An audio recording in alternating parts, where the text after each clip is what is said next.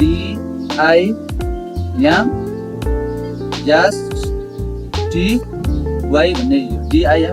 भन्ने यो चाहिँ STY सर्टकट कमान्ड हो अथवा DIMSTY गर्दाखेरि हजुरको यो यहाँनिर यो अप्सन आइरहेको छ भने चाहिँ हजुरले यसमा क्लिक गर्नुभयो भने हजुरको यो चाहिँ डाइमेन्सनको सेटअप चाहिँ मिल्छ।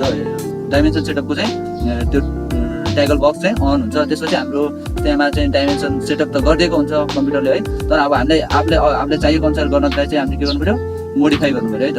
मोडिफाई गर्दाखेरि चाहिँ पहिला चाहिँ हामी गर्छौँ प्राइमेरी युनिटबाट सेटअप गरौँ है, किनभने हामीले पहिला युनिट सेटअप गरिसकेका छौँ।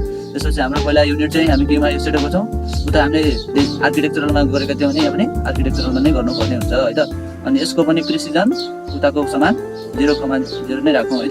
बाँकी योलाई चाहिँ त्यति पर्दैन, बाँकी यो छोड्दिनँ अहिले। त्यसपछि अनि हामी जान्छौँ लाइनमा लाइनमा पनि ठिकै छ, यो त्यति पर्दैन। सिम्बलमा चाहिँ अब हामीले कस्तो एरर राख्ने, कस्तो एरर चाहिँ राख्ने, यहाँ हामीले चेन्ज गर्दै जाँदा यो यसमा ड्रइङमा यताको यो ड्रइङमा उसमा पनि कस्तो देखिने भनेर चाहिँ हाम्रो यहीँ देखिरहेको हुन्छ है त। जस्तै मैले अहिले कुनै एरोको साइज एरो चेन्ज गरेँ भनेपछि यहाँ पनि चेन्ज गर्ने बित्तिकै यता पनि चेन्ज भइहाल्यो है त। जस्तै अब हामीले अर्को यसमा चाहिँ अर्को राख्यो, जस्तै डट राख्यो भने डट देखियो है त।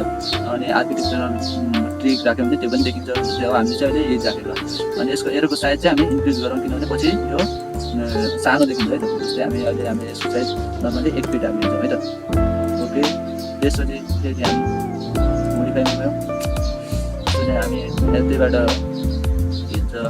टेक्स्टको साइज पनि बढाउँ। हामीले टेक्स्ट लेख्दाखेरि पछि यो कत्रो देखाउने भन्ने कुराहरू हुन्छ नि त, त्यो पनि यहाँ चाहिँ हामी चाहिँ नर्मली 1 फिट नै राख्ने है त।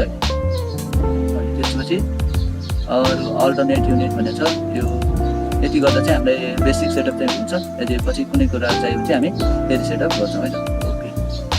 ओके, अनि सेट एज करेन्ट भनेर